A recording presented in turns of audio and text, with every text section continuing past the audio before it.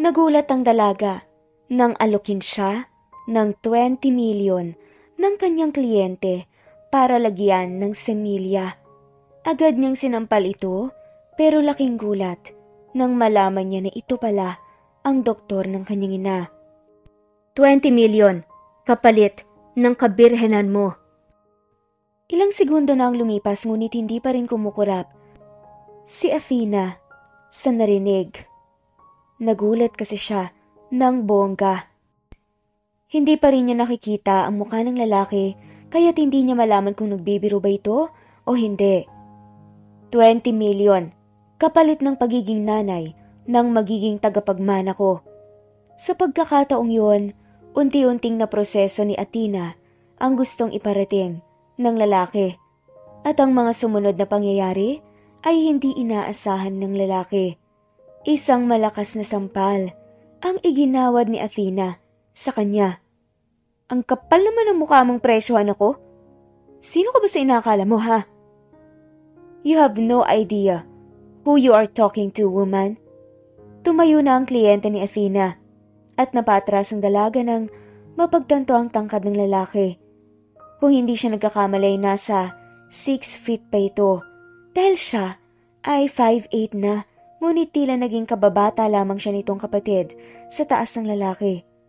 Bagamat natatabunan pa rin ang dilim ang bahaging mata, nang mukha nito ay napatitig pa rin si Athena sa mga labing kay pupula. Paano nga ba siya napunta sa ganitong sitwasyon?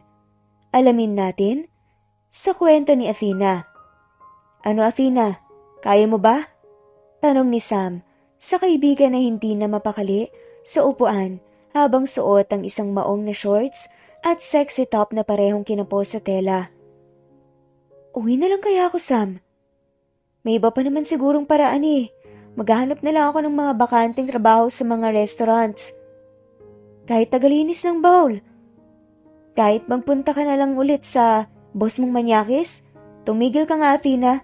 Sa kahanap mo ng trabaho, mas lalo kang napapalapit sa peligro.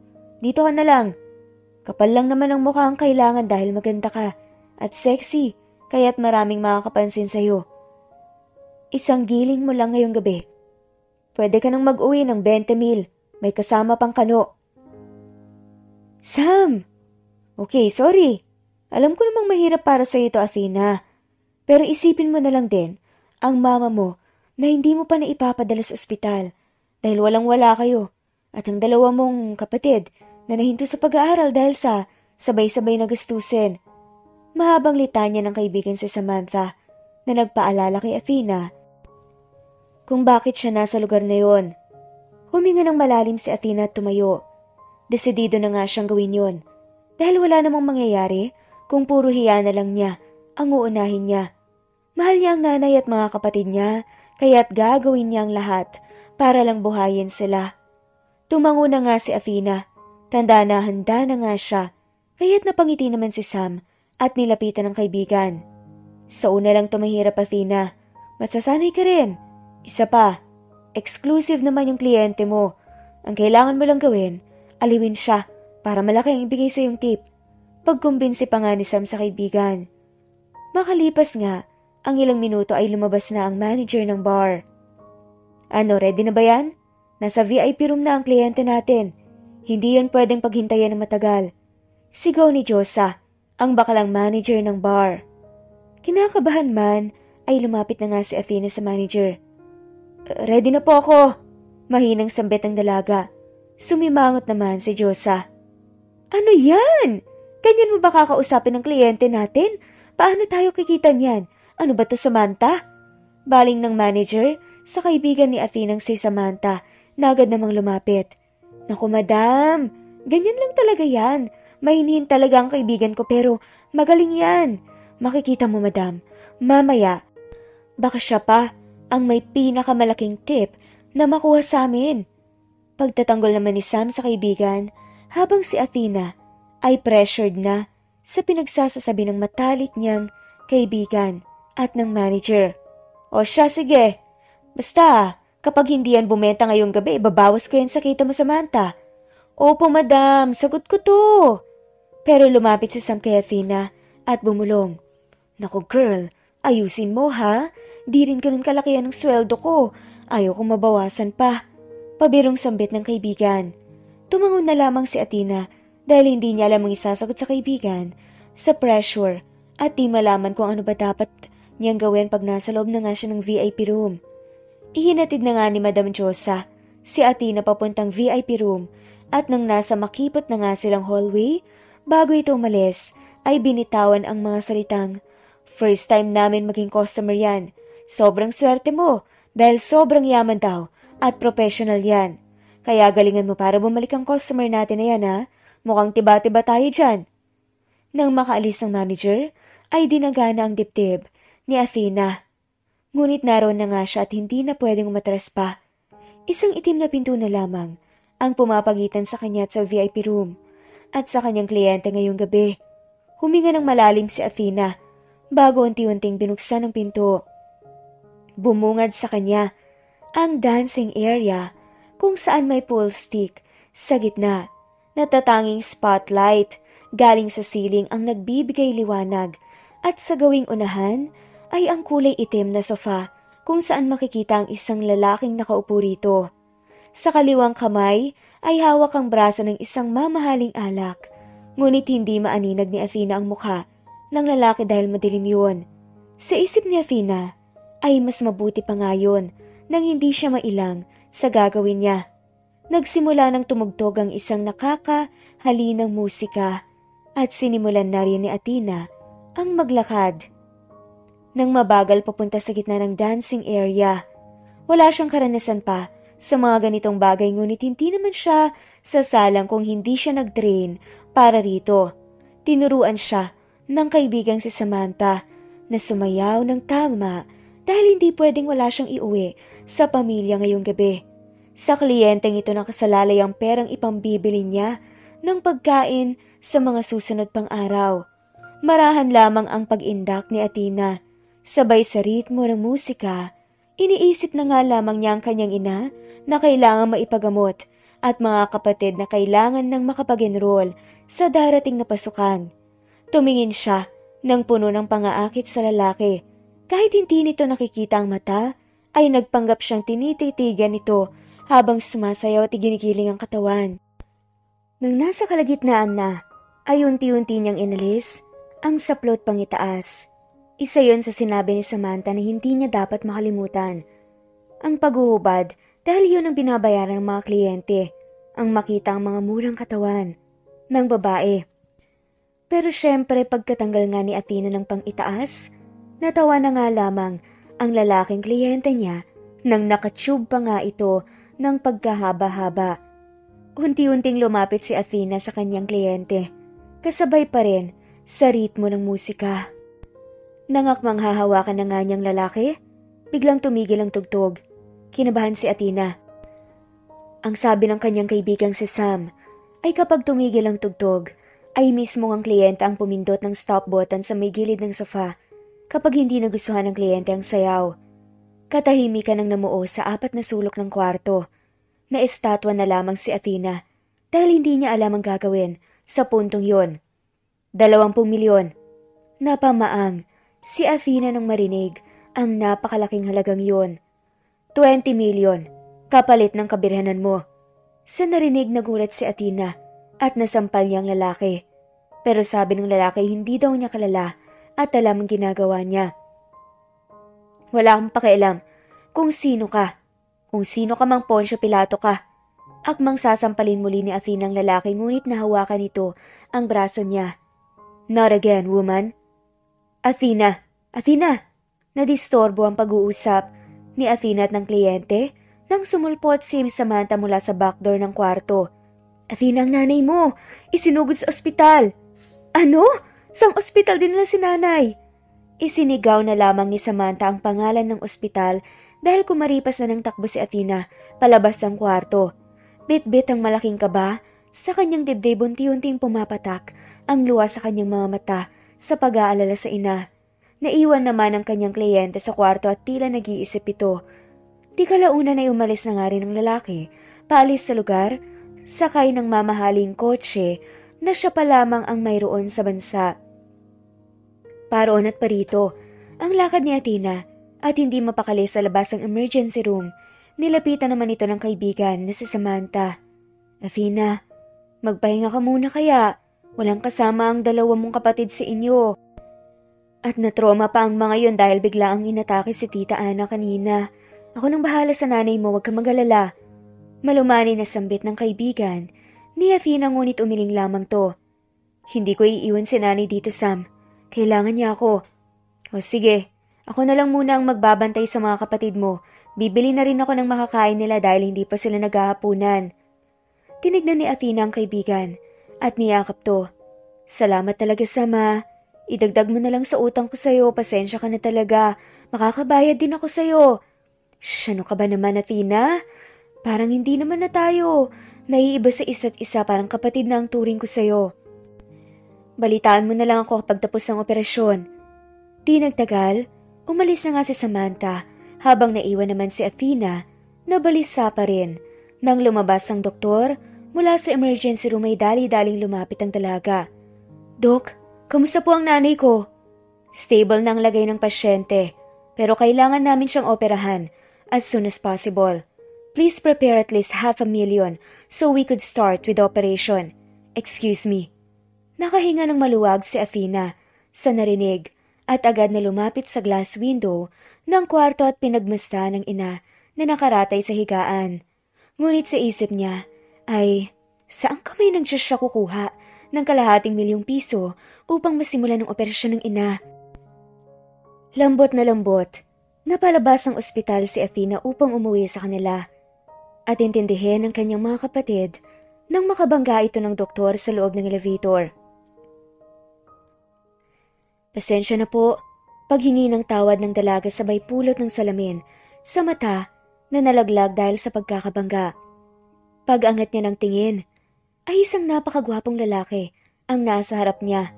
Suot nito ang napakalinis na puting damit ng isang doktor. Hindi maipaliwanag ni Athena ang dahilan kung bakit biglang bumilis ang tibok ng kanyang puso. O dahil ba yun sa mga labi at tindig ng lalaki na tila pamilyar. Pasensya na po talaga. Ngunit, imbes na sagutin siya ng lalaki ay lumapit ito sa kanya na siyang dahilan naman ng pag-atras ni Athena hanggang sa tumama na ang metal na dingding ng elevator sa kanyang likuran. Hudyat na wala na nga siyang maatrasan pa. Ano pong ginagawa niyo dito? Kinakabahang tanong ni Athena. Ngunit matiim lamang siyang tinitigan ng lalaki sa kanyang mga mata. Nang itinaas ng doktor ang kamay at akmang hahawakan ng kanyang mukha, nanlaki ang mga mata ni Athena. Binuliawan ng lalaki. Huwag mo kong hahawakan, kundi sisigaw ako. You look hot when you're mad, just like this. Marahang hinaplos ng doktor ang mukha ni Athena na nagpa-estatwa sa dalaga. Ang mga bughaw na mata ng lalaki ay walang kurap na nakatitig sa kanya. Ngunit unti-unting na-realize ni Athena na pamilyar ang boses ng doktor. Doktor ka ba talaga? Hindi mapigilang maitanong ni Athena dahil kung ano-ano na ang naglalaro sa kanyang isip. Tumawa ang doktor kahit ang pagtawa nito ay tila musika na nakahuhumaling. Now, you're questioning my career, ha? Inilapit palalo ng doktor ang kanyang mukha sa dalaga. Wala nang nagawa si Athena kundi ang mapapikit at hintayang tumantay ang labi ng doktor sa kanya. Ngunit hindi yan nangyari bagkus ay may ibinulong ang doktor. You rejected my 20 million offer when you needed it the most.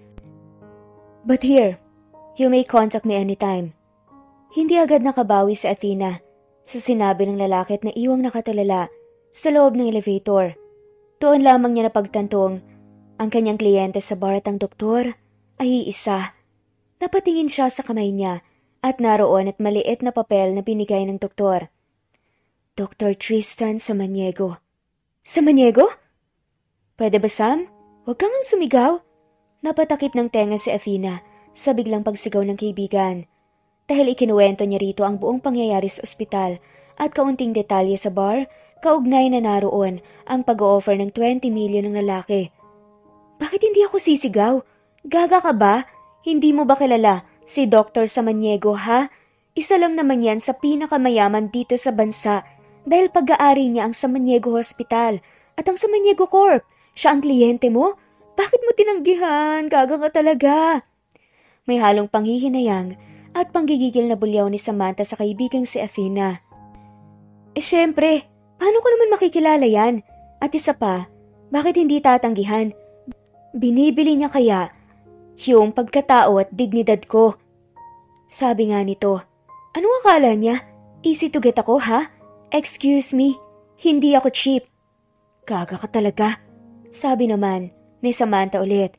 Ang sakit aray ko. Napakamot si Athena sa parteng ulo na sinapok ng kaibigan. Di ka nag-iisip, Athena. 20 million?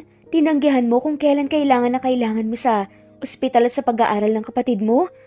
Naku, dapat matalino ka sa mga ganyang bagay para makasurvive sa mundong to.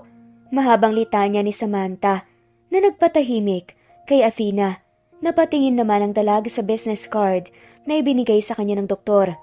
Sam, saan ka pupunta? Tanong nito sa kaibigan na nagmarcha na paalis ng kanilang maliit na tahanan. Sa impyerno, tsaka na ako babalik kapag natauhan ka na. Sigaw pabalik ng kaibigan. Nabaling ang tingin ni Athena sa nakababatang kapatid na natutulog. Nilapitan niya ang mga to at kinumutan. Gagawa ng paraan ng ate ha. Huwag kayong magalala. Ngumiti ng mapait si Athena at muling napaluha sa kanilang kalagayan. Ngunit tama ang kanyang kaibigan. Kailangan niyang maging matalino upang makasurvive siya at ang kanyang pamilya. Lalong-lalo na ang kanyang ina na nasa ospital. Hindi na nagsayang pa ng oras si Athena at tinawagan ng numero sa business card ng doktor. Matapos ang 3 ring, ay may sumagot sa kabilang linya. I've been waiting for your call, woman. Ang malalim na boses nito ay tila humigop sa lakas ng loob ni Athena. Sinampal-sampal niya ang sarili upang magising at makausap ng maayos ang lalaki. Tinatanggap ko na ang alok mo, Mr. Samaniego. Buo ang boses na tugon ni Athena. What made you change your mind, huh? Hindi na pinansin ni Athena ang tanong nito, pero kailangan ko ng kalahating milyon bilang paunang bayad. Sabi na nga lamang ni Athena, naglakas loob na siya. Tumaas ang sulok ng labi ng lalaki sa kabilang linya. Alam niyang para yon sa operasyon ng ina ni Athena at siya mismo ay nakausap ang doktor na naka-assign sa ina nito. Alright, let's just say that it will be my payment if you sign the contract tomorrow. Come to Samaniego Corp, 8 a.m. sharp, sa 50th floor. Yan na lamang ang sinabi ng lalaki at hindi na hinintay pang makasagot si Athena. Ang babae naman ay kinakabahang tinitigan ang kanyang telepono at tila nagsisisi sa kanyang biglaang mga desisyon. Sa harap ng may basag na salamin ay pinagmamasan ni Athena ang kabuuan ng suot niya. Ang puting besida na regalo sa kanya ng ina noong 18 na kaarawan niya. Napakaganda nun at eleganteng tignan. Sumunod ito sa hubog ng kanyang katawan at dahil sa siya'y matangkad at hanggang tuhod lamang niya ang haba nun, kung tutuusin ay magmimistulang saya kung iba ang magsusuot. Huminga ng malalim si Athena bago nagpaalam sa kanyang mga kapatid. Dito lang kayo ha, pagbalik ni ate, marami na tayong pagkain. San ka pupunta ate? Tanong ng bunsong kapatid na si Aaron. Magwo-work lang si ate. May tuyo at itlog pa roon sa lamesa kapag nagugutom kayo. Pag may problema dito sa bahay, tawagan niyo ako kaagad. Diba alam niyo naman kung paano? Opo ate. Ira, ikaw na munang bahala kay Aaron ha? Ikaw muna ang ate habang wala ko. Bila naman ni Athena sa kapatid na 2 taon lamang ang agwat. Sa bunsong kapatid nito. Opo ate, ngumiti si Athena. Dahil bagamat hirap sila sa buhay, ay marunong makinig at sumunod ang kanyang mga mababait na kapatid dahil naturuan ito ng maayos na pag-uugali ng kanilang ina at hindi siya nahihirapan sa mga pagkakataong kailangan niyang umalis para magtrabaho. Matapos magpaalam ay umalis na nga si Athena. Nalula ang babae nang ibinaba nga siya ng tricycle na sinakyan sa harap ng napakataas na building ng Samaniego Corporation at habang sakay siya ng elevator papunta sa pinakamataas na palapag ay napakalakas ng kabog ng kanyang dibdib. Gusto niyang umatras, ngunit sa tuwing magtatangka siyang umalis sa lugar ay naiisip niya ang inang nakaratay sa higaan ng ospital at ang mga kapatid na nagugutom at naiinggit sa mga kaedad nitong mga nag-aaral na. Nang tumunog ang elevator, ay hudyat yun na nasa palapag na nga siya ng lalaki. Iisang pinto lamang ang makikita sa buong palapag at alam ni Athena na yun ang pinto ng CEO ng building. Na yun, lakas loob na kumatok ang babae at automatiko namang bumukas ang pinto na ito. Mamamangha pa sana ang dalaga sa teknolohiyang mayroon ng building nang mapako ang kanyang mga mata sa lalaking nakatalikod sa kanya. Nakamasid yun sa kagandahan ng buong syudad na hindi imposible dahil sa dingding na gawa sa transparent na glass. Kahit si Athena ay namamangha sa tagpong yun. Take a seat, Miss Ramirez. Ang malamig na boses ng lalaki ang umalingaw-ngaw sa apat na sulok ng silid. Hindi rin ako magtatagal, Mr. Samaniego. Pipirmahan ko lang ang kontrata at hindi na nga nito na ituloy pa ang sasabihin. Before that, allow me to clear what I want in this agreement. Pagputol ng lalaki sa kanyang sasabihin. Sige. Hindi makatingin ang dalaga sa binata ngunit nang humarap ito ay nagtama ang kanilang mga mata kumpara noong nakarang araw na nakasuot ito ng damit ng isang pangdoktor. Ngayon ay isang mamahaling suit naman na sumisigaw ng yaman na mayroon ito. Hindi niya akalaing ang lalaking kaharap niya ngayon ay ang eksklusibong kliyente niya sa bar. First of all, you have to get pregnant with my child. But after you give birth, you'll leave us alone. Ano? Gusto mong iwan ko ang magiging anak ko sa'yo? Hindi makapaniwalang tanong ni Athena. What do you think? I'll buy it with 20 million pesos in cash and expect na magiging isang happy family tayo, ganun ba? Tumawa ng nakakainsulto ang binatang doktor. Gusto ko pagkatapos mong, manganak, maglaho ka na. Susuportahan ko ang pagbubuntis mo hanggang manganak ka. Sagot ko ang lahat at makukuha mong buo ang 20 milyong piso kapag nasa akin ang bata. Ang 500,000 piso na ibibigay ko sa iyo ngayon ay tip mo. Kumbaga, dahil alam ko namang kailangan mo yon para sa pagpapa-opera ng ina mo. Iniiwas ni Athena ang tingin sa lalaki at napakuyom na lamang ang kamao. Tila hindi niya masikmurang ibigay sa lalaki ang magiging anak niya na parang isang biik kapalit ng malaking kabayaran. Don't worry, aalagaan ko naman ang bata kapag nasa poder ko na. Kakailanganin ko lamang ng magiging tagapagmana ng lahat ng ari-arian ko pagdating ng panahon. Pero bakit ako ang napili mo? Hindi mapigilang tanong nga ni Athena dahil kung tutuusin, napakaraming babae na pwede nitong kontratahin. Mga babaeng may matataas sa pinag-aralan at galing sa respetadong pamilya. Because I love the beauty that you have. Diretsyong sagot ng lalaki. The face is what I've been looking for since day one. I think our genes will be perfect. Dagdag pa ng lalaki. Namula naman ang pisi ni Athena. Sa narinig, marami nang nagsasabi sa kanya noon dahil siya'y kalahating Latina dahil sa duwang mayroon ng ama niya. Okay. Yun na nga lamang ang nasabi ni Athena. Here's the contract. Ayoko nang masayang pa ang oras. You have to make up your mind now or else. Baka bawiin. Hindi. Pagputol ni Athena sa sasabihin ng lalaki. Pipirmahan ko ang kasunduan natin ngayon na. Alam ni Athena na ito na lamang ang natatanging paraan para makaalis sila sa lugmok na kinasasadlakan ng kanilang pamilya. Gusto pa niyang makasama ng matagal ang kanyang ina. Mabilito ng mga bagay na pinapangarap lang nila noon at madala sa mamahaling mga restaurant. Maging ang mga kapatid niya, gusto niyang makapag-aral at magkaroon ng magandang buhay at kani-kanilang mga pangarap kahit wag na siya. Kahit maibigay lang ang lahat ng yon sa kanyang pamilya, kapalit ng kanyang kalayaan at kasiyahan ay ayos lang. Good. You made the right decision, Miss Ramirez. Inilapag ng lalaki ang kontrata sa harap ni Athena. But you should read every terms and conditions na nakasulat dyan, Miss Ramirez.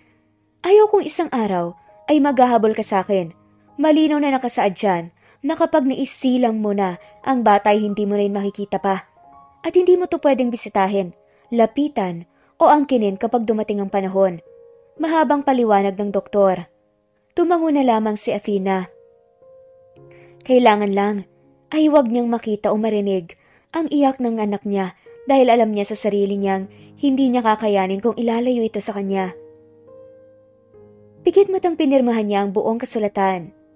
Here's the 500,000 pesos. Abot ng lalaki ng isang itim na case na naglalaman ng pera. Don't worry, I'll move your mom to a private room para mas matutukan siya ng mga nurse at maging maayos ang kondisyon ng katawan niya for the operation. At the same time for good recovery after that. Salamat. Yun na lamang ang naisagot ni Athena dahil tumayo na nga ito at akmang aalis na nang magsalita muli ang doktor. I'll schedule you for a test tomorrow. Kahit na sinabi ng manager mo sa bar na bago ka at wala ka pang nagiging kliyente, ay gusto ko pa rin makasiguro kung malinis ka ba. Tila sinampal si Athena sa mga nakakainsultong salitang yon. Pero pinili niyang manahimik na lamang dahil naiintindihan niya, may punto naman to. If nag-positive ka sa any test, sorry but I'll have to take back the offer and the contract. My secretary will contact you. You may now leave. Sige. Tumango na nga lamang si Athena at umalis na. Confident siya na hindi siya magpa-positive sa kahit anong test dahil iniingatan niya ang sarili niya. Gusto niyang ibigay ang sarili sa lalaking pakakasalin niya at mamahalin habang buhay, kaya't nananatili siyang birhen sa edad na 23. Tumiretso na si Athena ng ospital, kung saan nakakonfine ang ina. Pagkarating niya ng ospital, nagulat siya nang nasa private room na agad ito. Wala pang isang oras simula nang nilisan niya ang bilyonaryong doktor. Tila napakabilis ng koneksyon nito at nailipat agad ang ina niya, gaya ng sinabi nito. Miss Ramirez? Tawag ng nurse na nasa lobby area. Agad namang lumapit ang dalaga. Bayad na po ang down payment for the operation ng nanay niyo, ma'am. Po? Hindi makapaniwalang tanong ng dalaga habang muling napatingin sa itim na case na dala niya na naglalaman ng kalahating milyon na sana ipambabayad niya. Mr. Samaniego paid for it. Po? Baka maling pasyente po. Ngumiti ang nurse. Naku, ma'am. Mabait talaga ang may-ari ng ospital na to. Hindi halata pero marami na rin pasyenteng kapuspaladang natulungan ni Sir Tristan. Ganun po ba? Ngunit para saan pa ang perang ito kung babayaran naman pala niya? Tanong ni Athena sa sarili. Ngunit bago pa man siya, mabaliw kaiisip ay nag-ring na ang kanyang telepono. Hindi nakaregister ang number na tumatawag kaya't kunot noong sinagot ito ni Athena. Hello? Sabi nga sa kabilang linya, I paid for your mom's operations down payment. You don't have to worry about that. Nanlaki ang mata ni Athena nang marinig ang pamilyar na boses ng doktor sa kabilang linya. Itong pera. Hindi na natapos pa ni Athena ang sasabihin dahil nagsalitang muli ang lalaki. Use it to look for a new apartment for rent. Buy your sibling a decent clothes. And enroll them in school. Paano mo nalaman? I did my research, woman. I have my connections. My driver will fetch you tomorrow morning for the test. Don't be late. Ganun lamang kabilis ang kanilang pag-uusap at pinutol na ng lalaki ang tawag. Hindi maiwasang hindi mamangha ni Athena sa tila biglang paglambot ng puso ng lalaki. Tama nga ang nurse. Mabuting tao ito at hindi niya akalaing ang kalahating milyong hawak niya ay magagamit na nga niya upang mabili ng masasarap na pagkain ng mga kapatid at iba pang pangangailangan. Hindi na nga nag-aksaya pa ng oras si Athena at agad na naghanap ng apartment na pwede nilang lipatan dahil sa squatters area ang kanilang lugar ay mabaho at mainit ang kanilang maliit na inuupahan at hindi rin magiging maganda para sa kalusugan ng kanyang ina maging ng kanyang mga kapatid. Hindi niya alam kung paano pasasalamatan ng lalaki dahil hindi nito naintindihan kung paano ang perang yon ang makakapagpabago ng kanyang pamumuhay. Masayang naghanap si Athena ng apartment malapit sa syudad at nang makahanap ng maliit, ngunit maluwag na kwarto, sakto para sa kanilang apat ay kinuha na nga niya yon. Tamang-tama ang veranda na meron ito dahil may mga kakahuyan pa sa likod ng building na nagbibigay ng preskong hangin at magandang tanawin. Pangarap lamang niya ito noon, ngunit tabot kamay na nga niya ngayon. Nag-advance na nga siya ng pang-3 taon na upa sa apartment. Bumili rin siya ng ilang muebles at mga gamit sa kusina. Pati ang malalambot na kutsyon para sa kanyang mga kapatid at ina ay kanya ring nabili. Napangiti na nga lamang si Athena dahil sa isang iglap ay magiging maginhawa na ang pagtulog ng kanyang mga kapatid. Matapos sa apartment at mga gamit, nag-grocery naman si Athena. Napangiti ang babae nang makita ang mga lata ng sardinas na isang lata lang ang kayang bilhin noon. Dahil sa hirap, sa pagbabudget, at hindi niya alam kung paano niya pagkakasyahin ng sweldo sa 1 linggo. Pero ngayon, kaya na niyang bumili ng kung ano-anong kakailanganin nila. Habang isinasalansa ng mga pinamili sa bagong tirahan, ay hindi maiwasang hindi mapaluha ni Athena. Tila isang panaginip na ayaw na nga niyang magising. "Ate, dito na tayo titira?" Tanong ng nakababatang kapatid nang dalhin niya ang 2 kapatid sa bagong apartment. "Oo, Aaron. Simula ngayon, dito na tayo titira." Masayang sagot ni Athena at nagulat naman siya nang yakapin siya ng 2 niyang kapatid. "Ang ganda dito, ate! Makakatulog na po tayo ng matiwasay!" Sambit naman ni Ira habang nakayakap din sa kanya. "Wow, ang daming pagkain!" Masayang sigaw ni Aaron nang makita ang mga inihandang pagkain ni Athena. Maging ang mga prutas na minsan ay hindi nila naranasan magkaroon sa mesa kahit Pasko ay naroon.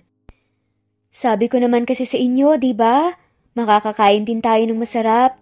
Masayang pinagmasdan ni Athena ang mga kapatid na kumakain bago niya kinuha ang sorpresa para sa 2. Mula sa likod ay unti-unti niyang inilabas ang pinamili niyang bag na may lamang gamit sa school. Nanlaki ang mga mata ni na Aaron at Ira at mabilis na tinakbo ang ate na 2 di pa lang ang layo sa kanila. "Mag-aaral na kami, ate?" Excited na tanong ni Ira. "Oo, Ira, mag-aaral na kayo ni Aaron." "Yay! Salamat, ate. Paniguradong matutuwa si nanay pag uwi niya rito." "Pero ate, uuwi pa ba dito si nanay?" Tanong ni Aaron. "Ano ka ba, Aaron? Oo naman, nagpapagaling lang si nanay sa ospital, pero uuwi si nanay dito at magkakasama-sama tayo ulit." Masiglang tugon ni Athena at niyakap ang mga kapatid ng mahigpit. Nang sumapit ang gabi, ay pinatulog na nga niya ang kanyang mga kapatid. Sinamahan muna niya ang 2 sa kwarto dahil naninibago pa nga ang mga to. "Napakahirap, pero kakayanin. Para sa inyo." Bulong ni Athena sa sarili habang kinukumutan ng mga kapatid. "Miss Ramirez, negative lahat ng test results mo." Yun agad ang bungad ng doktor na nag-examine sa kanya matapos ang ilang minutong paghihintay sa loob ng klinik. "Salamat po, Doc."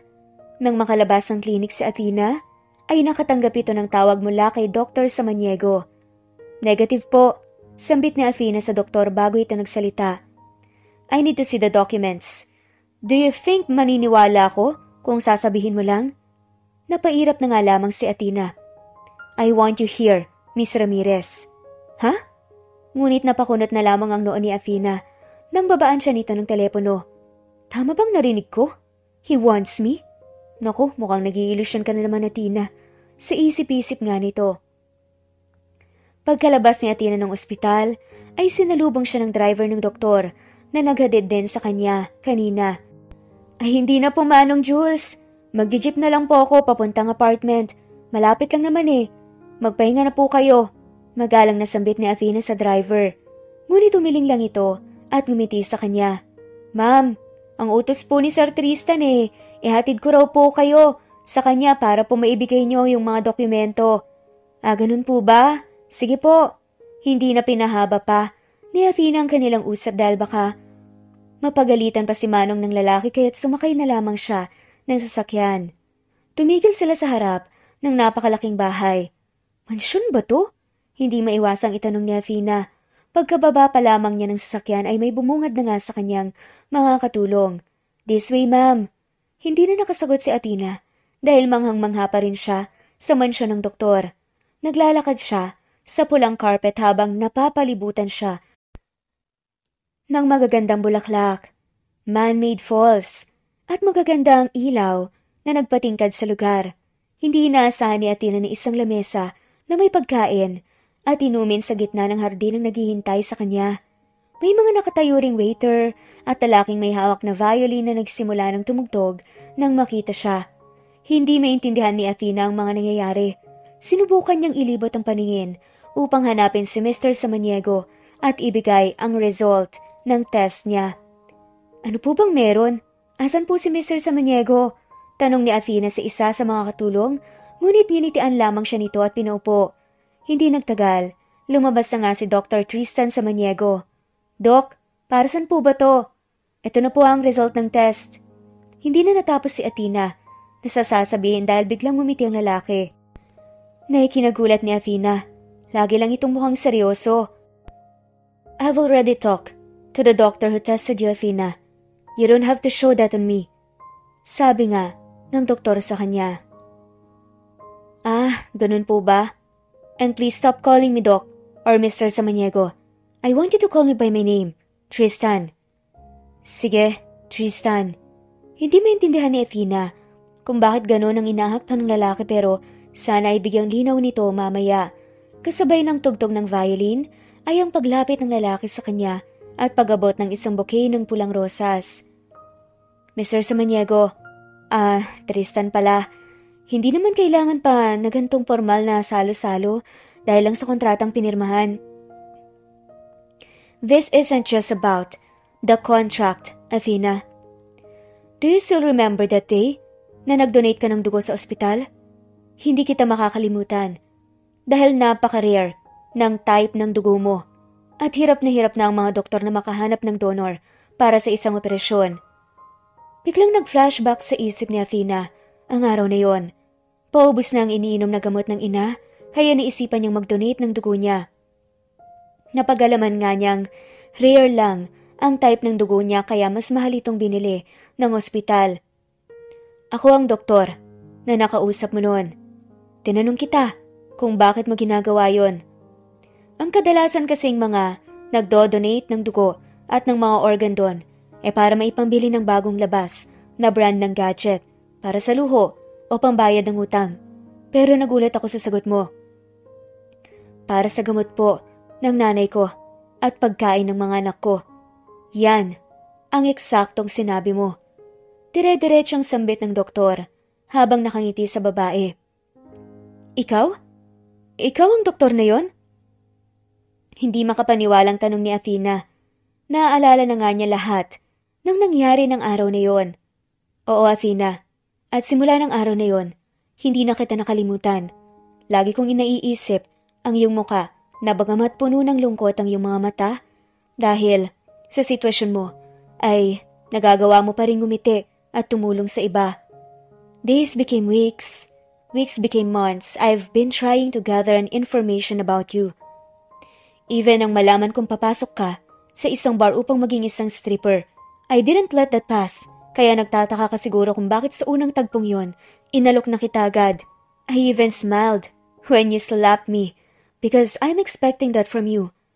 You're different, Athena. You're one of a kind.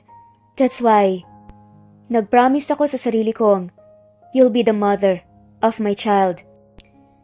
And I won't stop until I get you. That's when I realized that I'm slowly falling for you without you knowing that I'm existing. I admire you a lot, Athena. Unti-unting bumuka ang labi ni Athena. Ngunit, ni isang salita ay walang namutawi ron. Tila isang panaginip ang lahat ng bilyonaryong doktor na tinitingala at nire-respeto ng lahat ay umamin sa kanya na mahal daw siya nito. Ngunit hindi niya maintindihan kung bakit umaaktong walang pakialam sa kanyang lalaki nung una. Parte rin ba ng plano ang pagsusungit nito sa kanya? I know Hindi naging maganda ang pakikitungo ko sa'yo nung nag-usap tayo sa opisina. But believe me or not, yan lang ang naisip kong paraan para kausapin mo pa ako ng matagal. Kahit ang kontratang pinirmahan mo ay parte lamang ng plano kong mapaibig ka. Tila nabasa ng lalaki ang nasa isip niya sa sinabi nito. Hindi ko alam kung anong sasabihin ko, Tristan. Tumingin sa malayang babae dahil hindi niya kayang titigan ng doktor. I'm not rushing you, Athena. I know. Napakabilis ng pangyayari. I know it's overwhelming but please, just give me a chance to prove you everything what I said. Please allow me to court you. Liligawan kita. Kahit gaano katagal, papatunayan ko sa'yo ang sinasabi ko. But for now, can I have this dance? Iniabot ni Tristan ang kamay sa dalaga.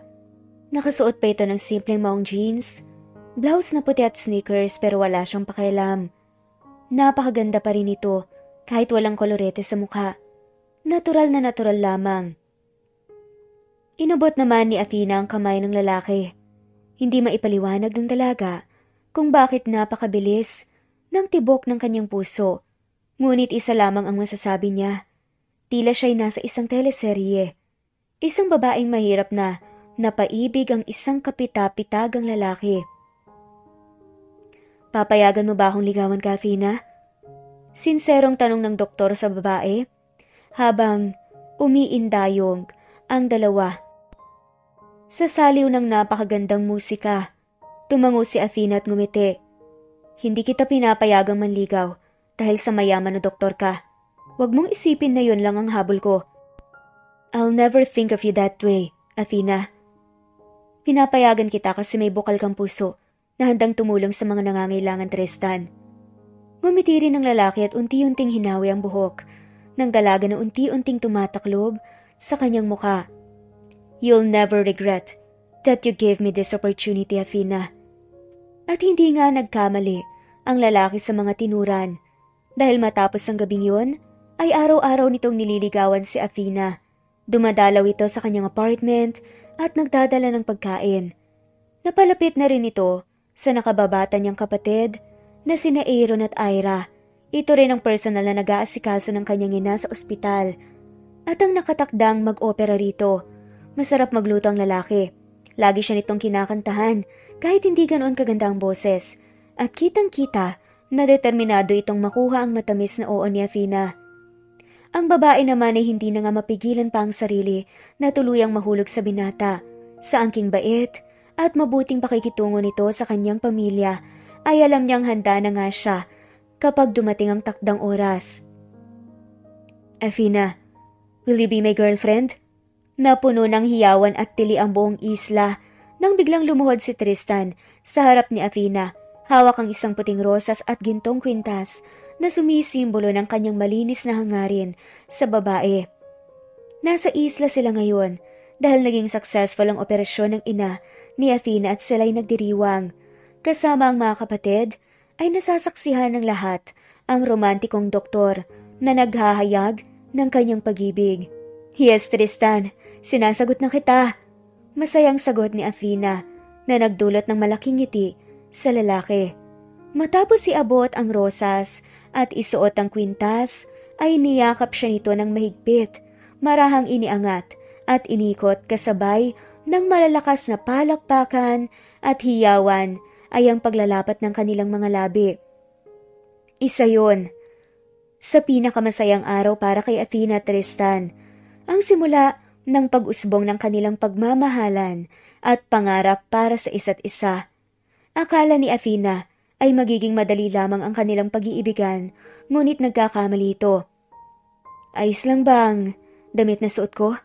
Nababalis ang tanong ni Athena kay Tristan na nagtitipa sa telepono habang ang dalaga ay kanina papaikot-ikot sa salamin. Tinapunan siya ng tingin ng binata at ngumiti ito bago nilapitan. You look lovely in everything that you wear, Athena. Tila musika ang tinig nito na nakapagpakalma sa kinakabahang dalaga. Ipinulupot ni Tristan ang braso sa bewang nito at inilagay ang baba sa balikat upang pagmasdan din ang refleksyon ng dalaga sa salamin. Ngayon, ang uwi ng mga magulang ni Teresan mula sa States. Parehong kilalang doktor ang mga ito kaya't hindi malaman ni Athena kung paanong ipakikilala ang sarili, gayong hindi siya nakapagtapos ng kolehiyo. Magugustuhan kaya ako ng mga magulang mo? Tanong ni Athena. Why not? You're lovely. I'm sure that they will like you. Siguradong sagot ni Teresan at sumilay na nga ang mga matatamis ng ngiti sa labi ni Athena. Shall we? Inalalayan na nga siya ng lalaki pababa sa hagdan ng mansyon. Sa baba ay naghihintay ang mag-asawang Samaniego. Pababa pa lamang ng hagdan ay tinignan na mula ulo hanggang paa ng ginang si Athena. Dahil sa simple nitong pananamit, napataas pa ang isa nitong kilay. Mom, Dad, I would like you to meet my girlfriend Athena Ramirez. Magandang araw po, Dr. Samaniego. Doktora Samaniego. Magalang naman nabati ni Athena sa mga ito at akmang magmamano nang bumulong si Tristan. Beso, love. Mabilis naman yung ginawa ni Athena. Ngunit hindi nakaligtas sa kanya ang pag-irap ng ginang, habang si Mr. Samaniego naman ay nakangiti sa kanya. Where's Ashley, iho? Kasual na tanong ng ina ni Tristan. Mom, wala na kami, matagal na. Bulong na sagot ni Tristan sa ina. Why? Sayang naman. She came from a family of lawyers, right? It will be a good... Mom. Not at this moment. Pagputol ni Tristan sa sasabihin ng ina. Dahil alam na nga nito kung saan patungo ang pag-uusap na yon. Si Athena naman ay nahihiya at nalulungkot dahil noon lamang niya narinig ang pangalang yon na ex pala ni Tristan at hindi man lang yon nagawang sabihin sa kanya ng lalaki. Ikaw ba, iha? From what family are you? Kayo ba ang may-ari ng Ramirez Medical School sa Manila? Mom, we shouldn't talk about this here. Why not, iho? Your girlfriend has to be one of the richest here in the country, na galing sa prominent families. At least she has to make her name be known with all her effort. Or ano na lang natapos mo, iha? Are you a lawyer like Ashley? An engineer? O baka naman doktor ka rin? Then it's perfect. Hindi po. Sabi na nga lamang ng babae. Humigpit ang hawak ni Athena sa kamay ni Tristan. Hindi po ako nakapagtapos ng kolehiyo, Doktora Samaniego.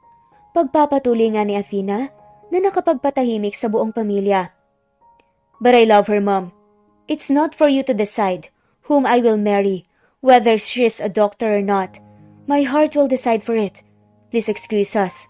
Si Tristan ang bumasag sa nakakabinging katahimikan.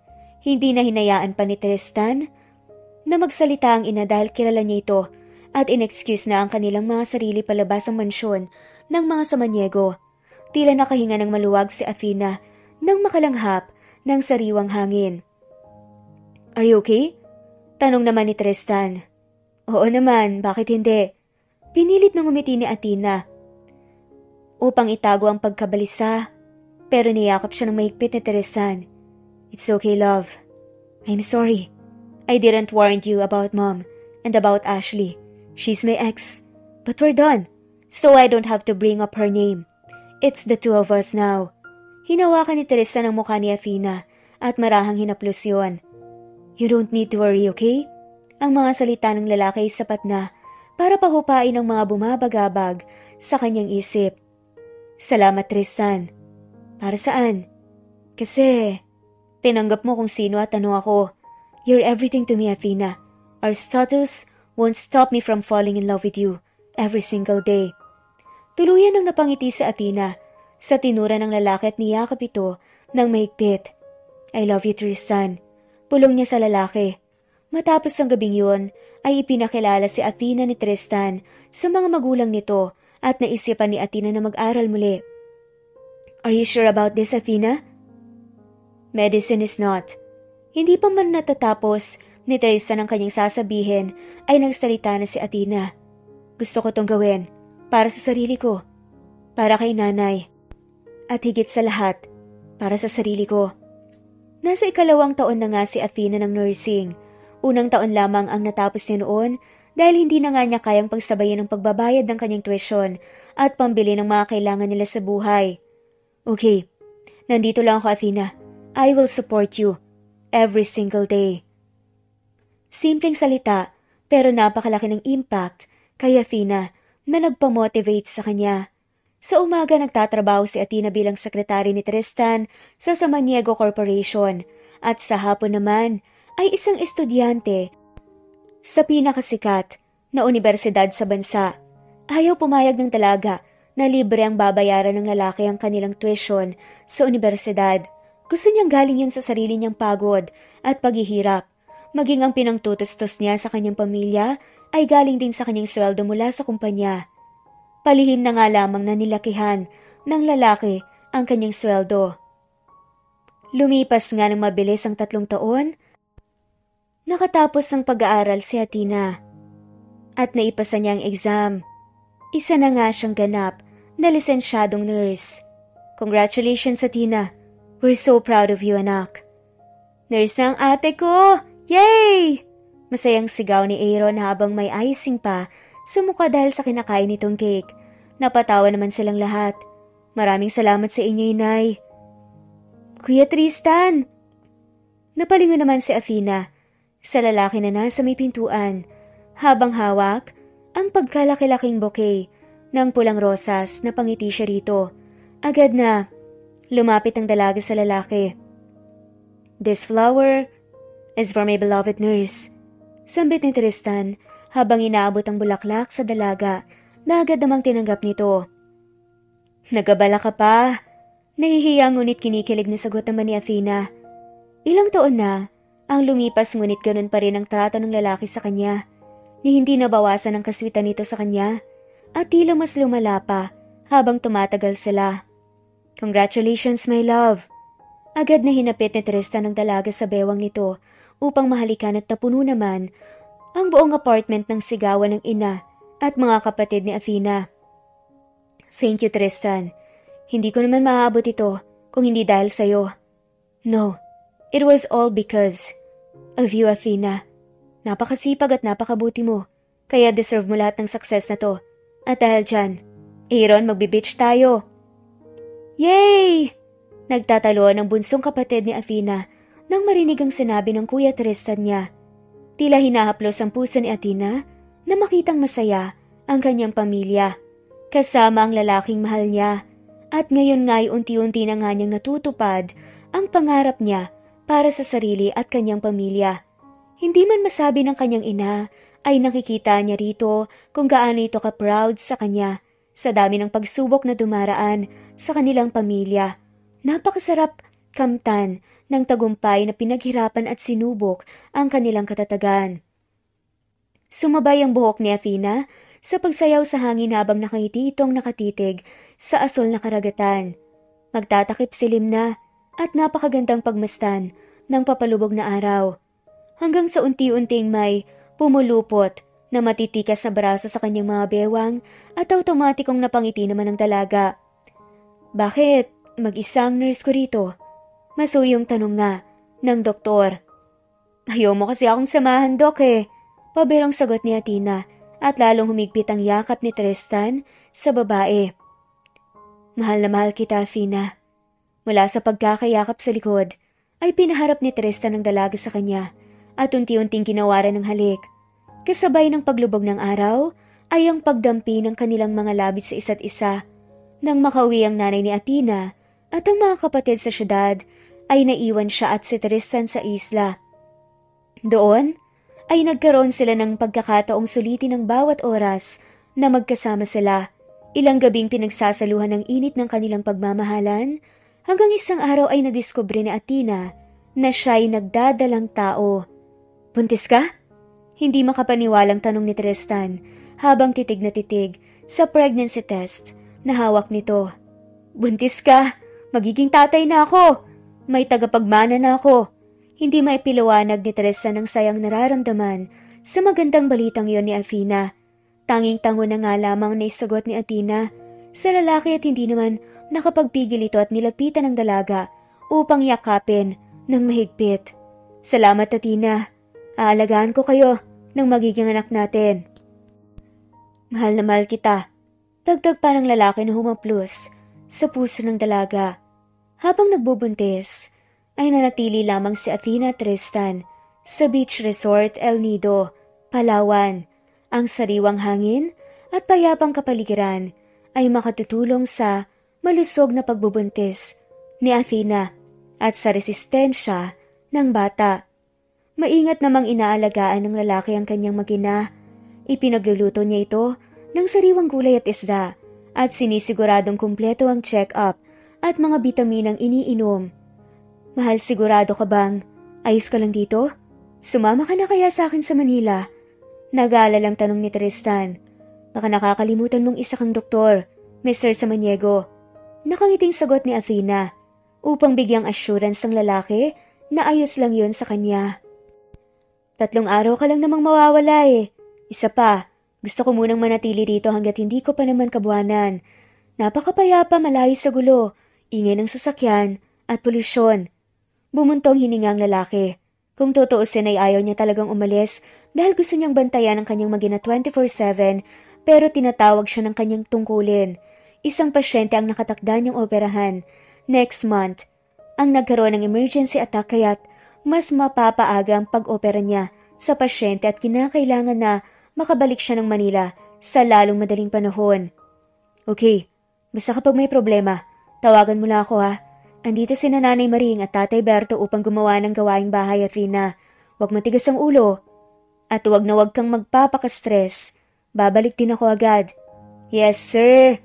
Natatawa-tawang sagot pa nga ni Athena sa lalaki. Yumuko ito sa tapat ng kanyang tiyan bago nagsalita. Baby, ikaw na muna ang bahala. Sky mommy, okay?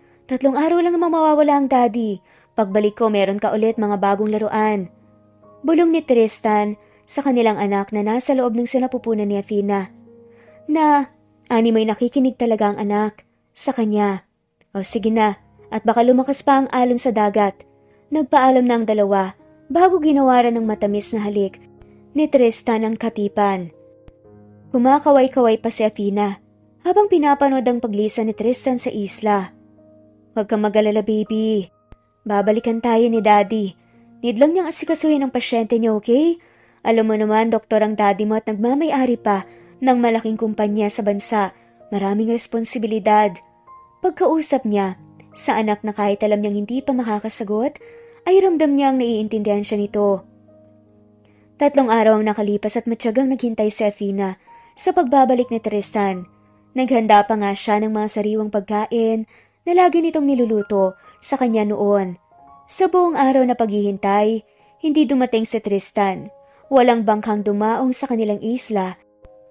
Nang araw na yon, hindi rin tumatawag ang lalaki upang siya i-update sa kaganapan sa Maynila. Siguro na-extend lang ang operation ng daddy mo kaya na-delay ng uwi sa isla. Pagkumbinsi ni Athena sa sarili habang hinihimas ang kanyang tiyan na 6 na buwan na nga rin ng laki. 5 araw na at laking tuwa ni Athena nang makita ang isang bangka sa di kalayuan na papalapit sa kanilang isla. Si Sir Tristan na po yan, Mama Athena. Sambit ni Nanay Maring. Sana nga po, Nay. Ipaganda niyo po ang aking nobyo ng makakain at malamig na tubig. Paniguradong pagod yun sa layo ng biyahe. Magalang na utos nga ni Athena. Sa kasambahay at agad naman itong tumalima. Sinalubong ni Athena ang bangka sa may daungan na may malawak na ngiti sa labi at pananabik na makita muli ang asawa. Ngunit naglaho yun ng tuluyang makadaong ang bangka sa isla. Doktora Samaniego? Ang sakay ng bangka ay hindi ang lalaki bagkus ang nanay nito. At isang napakagandang babae na tila modela. Tinapunan lamang siya ng malamig na tingin ng nanay ni Tristan bago binabayon sa kanyang tiyan at automatikong napataas ang kilay nito.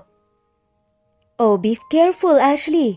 Baling ng ginang sa kasama nitong magandang dalaga. Sa isip ni Athena, ito pala ang Ashley na sinasabi ng nanay ni Tristan noong siya ipakilalas ng mga ito, ang ex ng lalaki. Hindi maiwasang hindi pagmasdan ni Athena ang napakagandang babae. Tila isang artista dahil sa ganda ng kutis nito. Magandang araw po, Doktora Samaniego. Napasyal po kayo sa isla namin. Magiliw nga. Nabati ni Athena sa ginang. Sa isla nyo? Baka isla namin, Athena. Sagot ng ginang na ikinatahimik ni Athena dahil sa hiya. Pasok po muna kayo para makapagpahinga po kayo sa loob. Hindi kami naparito para makipagkumustahan sa'yo. Pagputol pa nga ni Doktora Samaniego, sasabihin ni Athena, Ashley, introduce yourself to this woman. Nabaling naman ang tingin ni Athena kay Ashley. Hi, I'm Ashley Sandoval, a lawyer, and Tristan's fiancé. Napaatras si Athena sa narinig at umiling dahil imposible ang sinasabi ng babae. Hindi yun magagawa ni Tristan sa kanya. Yes, you heard it right. Tristan is already engaged with me, Athena, and that child will be taken away from you because of the contract you signed years ago. Do you still remember this? Itinapon ni Athena ang ilang mga papeles sa harapan ni Athena at isa-isa naman yung pinulot ng babae. Hanggang sa mapagtantong pamilyar ang mga kasulatang yun dahil 3 taon na ang nakakaraan ay pumirma siya ng kasunduang ipagbubuntis niya ang magiging tagapagmana nito. At kapag naisilang na nga niya, ay hindi niya ito maaaring makita, bisitahin o lapitan man lang. Naaalala ni Athena ang kasunduang yon, ngunit hindi niya alam na darating ang araw na mapag-uusapan pa yon dahil ibinuon na nga nila yon sa limot ni Tristan. Masaya na nga silang dalawa kaya't ang akala niyang walang kwenta na ang kontratang yon. Ginamit ka lang ni Tristan para magkaroon siya ng tagapagmana. Isang bagay na hindi ko kayang ibigay dahil sa problema ko sa matres. Kaya kinausap niya ako noon kung papayag ba akong ibang babae ang magbubuntis para sa magiging anak namin. Namalagi ako sa ibang bansa upang hindi ko masaksihan ang panggagamit sa iyo ni Tristan. Pero hindi ko alam na sinubukan ka pa niyang itago sa akin at ipagpatuloy ang kahibangang to. Kaya't narito ako sa harap mo upang ituwid ang pagkakamali niya at bantaan ka sa maaaring mangyari. Matapos mong magluwal ng batang yan, itatakas ang bata sa iyo, Athena. At bilang babae, alam kong masakit para sa iyo na mawala ng anak. Kaya kung ako sa iyo, magpapakalayo-layo na ako. Malayo sa lalaking ginamit ka lang. Ako ang magbabayad sa iyo ng 20 milyon. Layuan mo lang ako at ang pamilya sa Maniego. Maautoridad na sambit ni Ashley. After all, pera lang naman ang habol mo kay Tristan, di ba? Isa ka rin namang manggagamit, Athena. Ginamit mo si Tristan para magamot ang nanay mo, para makapagtapos ka ng pag-aaral, at para maiahon mo ang pamilya mo sa putik na kinasasadlakan nyo. Isa ka ring mukhang pera. Isang malakas na sampalang iginawad ni Athena sa babae dahil hindi na nga niya napigilan ng sarili sa pangiinsultong natanggap niya mula rito. At sabi nga nito, Excuse me, pero mahal ko si Tristan. Minahal ko po ang anak niyo ng totoo, hindi dahil sa yaman o apelyidong dala niya. Pinaghirapan ko lahat ng meron ako ngayon. Ang pag-aaral ko ay iginapang ko upang maiahon ko ang sarili ko at ang pamilya ko sa kahirapan. Wala kayong karapatang tapak-tapakan ng pagkatao ko dahil lamang sa mayaman kayo. Dahil kahit gaano pa karami ang pera niyo sa bangko, hinding-hindi niyo mabibili ang dignidad at respeto na wala kayo ngayon. Sino ngayon sa atin ang mukhang walang pinag-aralan? Hindi ba? At kayo?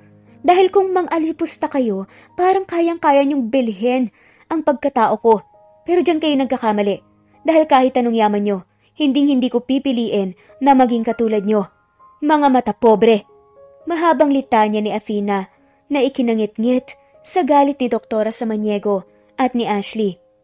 Ang kapal na mukha mo. Pinapalamon ka lang naman ang anak ko. Akala mo kung sino ka magsalita?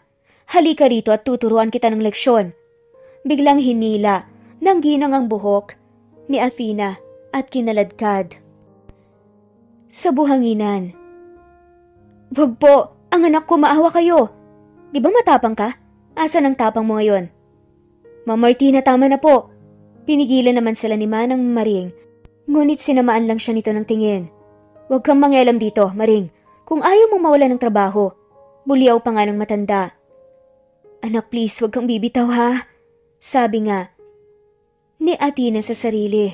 Habang si Ashley naman nagawa pang tumawa at kunan ng video ang mga pangyayari. That's so satisfying, Tita Martina. Sulsul pa nga ng maarting babae sa ginang. Oh my gosh, there's blood! Maarting sigaw naman ni Ashley nang mapansin ang pulang likido sa duster na suot ni Athena. Ma'am, dinudugo na po si Ma'am Athena. Mabilis na nilapitan ni Maring si Athena na hinang-hinana nang bitawan na nga ni Martina ang babae habang nanlalaki ang mata Natinig na lang dugo na unti-unting umagos sa hita ni Athena. Ashley, let's go! Mabilis pa sa 4:00 na umalis ang mga to habang ang mga mukha nila ay tila puno ng pagkakasala. Si Athena naman naluluhang hinimas ang kanyang tiyan. Halika na Matina sa loob, tatawag ako ng doktor sa kalapit bayan. Hindi malaman ni Athena kung paano siya nakarating sa kwarto. Anak, huwag mong iiwan si mommy ha. Huwag mo akong iiwan. Nang dumating ang doktor, chinek nga niya ang lagay ni Athena at ng baby. There's a lot of blood loss but it's miracle na malakas pa rin ang kapit ng bata. You should be careful, ma'am. Nasaan ba ang mister? Hindi na sinagot ni Athena ang tanong ng doktor at masayang hinimas ang kanyang tiyan. Very good ang baby ko na yan, sabi pa nga nito. Salamat po, Dok. Sagot na nga lamang niya sa doktor. Magpahinga po muna kayo at huwag magkikikilos. Hayaan niyo na po munang si nanay ang gumawa ng mga gawaing bahay. Magalang na saad pa ng doktor na nauunawaan naman ni Athena. Nang makalis ang doktor, ay tuluyan na ngang naglandas ang mga luha sa mata ni Athena. Magkahalong saya, nabuhay ang kanyang baby at lungkot. Nang maalalang napag-usapan niya at ni Ashley kanina. Paano kung kunin ka sa akin ng tatay mo? Hindi ko kakayanin kung mangyayari yun. Pero hindi ko hahayaang mangyari yon. 2 linggo ang lumipas ngunit hindi pa rin bumabalik si Tristan sa isla at tuluyan nang nawala ng pag-asa si Athena.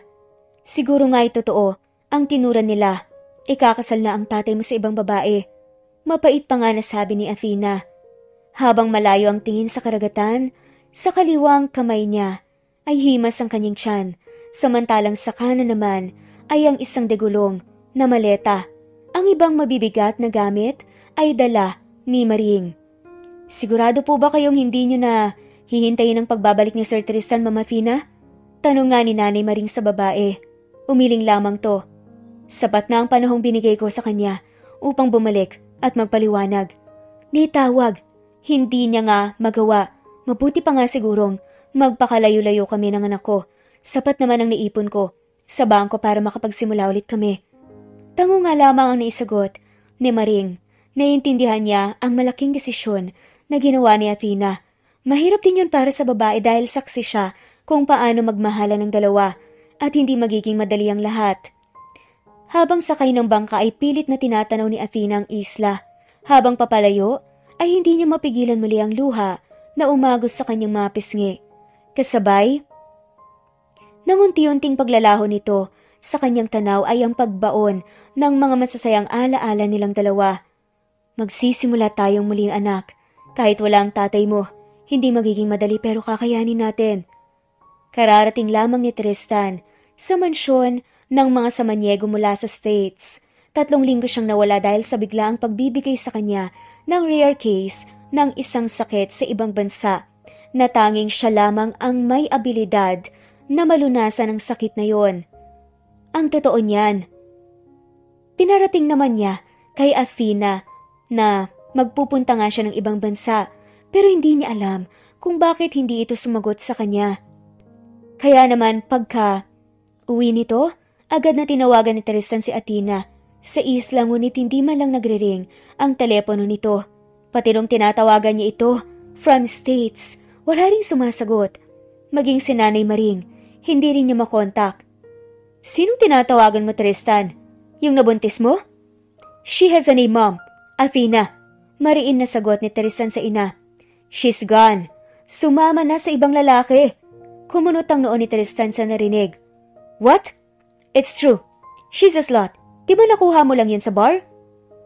Are you expecting na bibigyan kanya ng true love? Baka nga hindi pa sa'yo yung bata eh. Huwag mong pagsasalitaan ng ganyan ng babaeng mahal ko, Mom. Aba, ngayon mo lang ako pinagtataasan ng boses, Tristan. Iba talaga ang masamang epekto ng babaeng yun sa'yo. Because you're disrespecting her. At kahit anong sabihin mo, kahit dungisan mo pa ang pagkatao niya sa akin, walang mangyayari, Ma. Pinapahirapan mo lang ang sarili mo dahil mas kilala ko si Athena more than everyone else in this house. Matanda na ako. I'll decide for myself. Hindi nakabawi ang ginang sa biglang pagsigaw ni Tristan. Hindi niya yon inaasahan sa anak na laging kalmado sa tuwing kinakausap siya. That's enough, Tristan. Hindi mo na rin nire-respeto si Tita Martina dahil lang sa babaeng yun. Nagulat si Tristan nang makita ang babaeng kinasusuklaman niya. Ano ginagawa mo rito, Ashley? I contacted her para magising ka na sa kahibangan mo. Mom, Ashley cheated on me with my best friend. And do you think magkakaayos pa kami? Lalo na ngayong may mahal na ako. Biglang natahimik sina Martina at Ashley sa tinura ng lalaki ngunit napawi ang kanilang atensyon. Nang biglang tumunog ang telepono niya, isa yung notification sa Facebook. Hindi sana yon papansinin ni Tristan ngunit napukaw ang kanyang mga mata ng pamilyar na babae sa isang video na lamang ng notification na yon si Athena. Dali-daling binuksan ni Tristan ang video at nagpupuyos sa galit nang mapanood ng buo ang video. Yun ay ang video kung saan kinakaladkad ni Martina si Athena sa buhanginan. At makikita rin sa video si Ashley na tumatawa pa habang hawak ang telepono nito. Makikita rin sa video na tinugo si Athena. Ano to? Bakit nyo ginawa to kay Athena? For Pete's sake, she's pregnant. Hindi pa kayo nag-iisip? Puno ng galit ang mga mata ni Tristan sa kanyang ina at kay Ashley na hindi na rin makatingin sa kanya ng diretsyo. Kung hindi lang mga babae ang mga to, baka napagbuhatan na nga niya ng kamay. Pinakalma niya ang sarili bago binalingan muli ang ina at ang ex na si Ashley. Hindi ko palalagpasin to hanggat maaari magtago na kayo sa pwede niyong pagtaguan dahil sinaktan niyong babaeng pinakamamahal ko at ang magiging anak namin. Nagmamadaling umalis ng mansyon si Tristan at hindi na nag-asayang pa ng oras upang hanapin ang kanyang mag-ina. Pumunta siya sa isla ngunit bigo siyang mahanap ang mga to. Ilang linggo pa ang lumipas, maging ang nanay ni Athena at mga kapatid niya ay wala na sa apartment nila, kaya't wala rin siyang mapagtanungan kung nasaan na ba ang mag-ina niya. Ngunit hindi sumuko si Tristan. Araw-gabi ay hindi siya tumitigil sa paghahanap sa mag-ina. Maging ang koneksyon niya sa lahat ng antas ng gobyerno ay ginamit nga niya upang mahanap ang mahal niyang Athena. Hanggang isang ginang nakapuspalad ang nagturo sa kanya ng lugar na tinitirahan nito. Hindi nag-aksaya ng panahon si Tristan. Agad na pinuntahan ang nasabing lugar at doon nga natagpuan niya si Athena at ang ina nito habang pinapatulog ang sanggol sa bisig. Habang papalapit si Tristan sa kinaroroonan ng mag-ina, ay lumalakas ang tibok ng kanyang puso. Athena, bulong nga niya. Naestatwa si Athena nang tawagin nga siya ng boses na pamilyar. Boses na sinusubukan niyang limutin ngunit hindi niya magawa. Maging ang puso niya ay lumulukso na tila ba nangulila sa tunay na nagmamay-ari nito. Anong ginagawa mo rito? Umalis ka. Ayaw kitang makita. Athena, please, hayaan mo akong magpaliwanag. Hinawakan ng lalaki ang braso ni Athena na akmang papasok nga sa maliit na tahanan ngunit iwinaksi lamang ito ng babae. Hindi mo makukuha sa akin ang anak ko, Tristan. Ibabalik ko ang 5 milyon na ibinigay mo noon. Pag-iipunan ko yun kahit magkandakuba na ako sa pagtatrabaho para lang mabayaran yon ay gagawin ko. Hindi natapos ni Athena ang sasabihin nang biglang sakupin ng lalaki ang kanyang mga labi. Ilang segundo ang lumipas, hindi nanlaban si Athena bagkus ay tila gusto niyang huminto ang oras upang mas matagal na maglapat ang kanilang mga labi. Ngunit natapos yon. Hindi ko kukunin ang anak natin, Athena. Magkasama nating palalakihin yan. Masuyong sambit ng lalaki sa babae habang hinahaplos ang pisngi nito at pinapalis ang luhang umaagos doon. Ikaw lang ang gusto kong pakasalan, Athena.